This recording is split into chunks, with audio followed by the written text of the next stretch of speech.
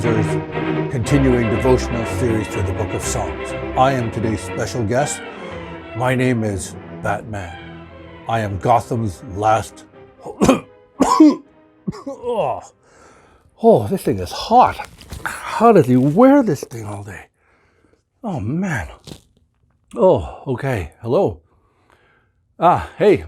I'm sure you knew it was me. My name is Pastor Cal.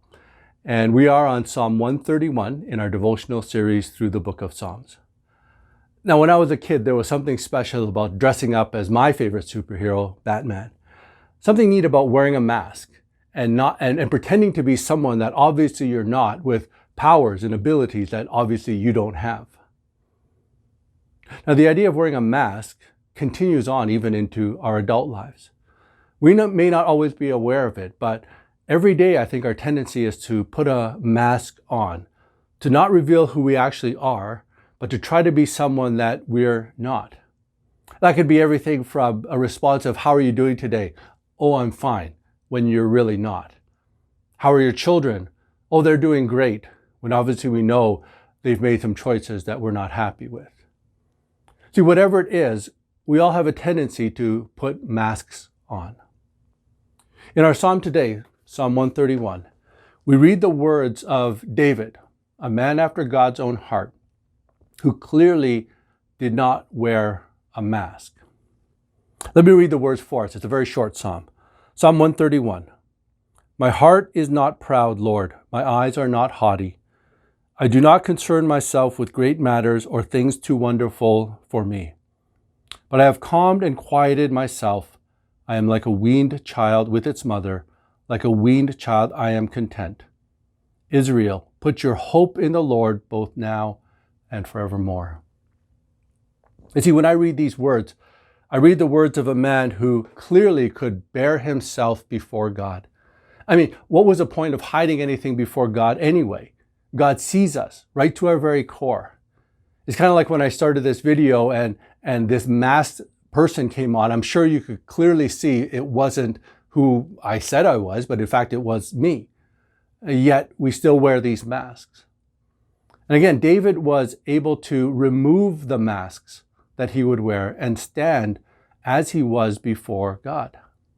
And I think this psalm gives us things that we can do so that we too can strip off the masks that we tend to wear and stand before God just as we are and recognize that He loves us.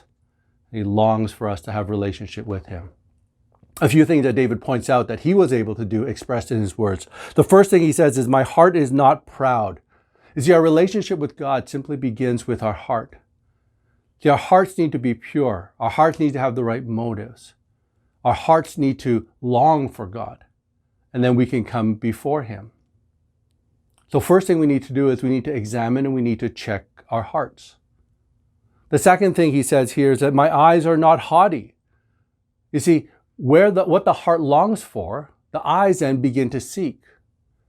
If our hearts are not focused on God, then our eyes will not naturally be drawn toward Him or toward the things of God.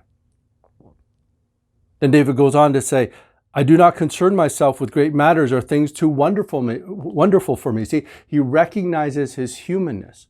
He doesn't try to do things that are out of what God has called him to do.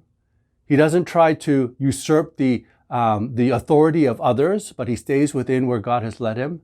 And he doesn't always try to figure things out. You know, one of the things that has been happening in the midst of this COVID pandemic is people are trying to search for answers, and sometimes they won't even recognize that God is still in the midst of it all because they're not getting the answers that they themselves long for. But David recognizes that he doesn't have to have all the answers, because there are things that God knows and understands that are too wonderful for us. And so we put our faith in Him. Finally, he says, but I have calmed and quieted myself. I am like a weaned child with its mother. Like a weaned child, I am content. You know, this obviously brings to mind the image of the nursing mother and the contentment of the baby. But what David is saying is here is that he has learned to be content with the things of God and not with the things of this world.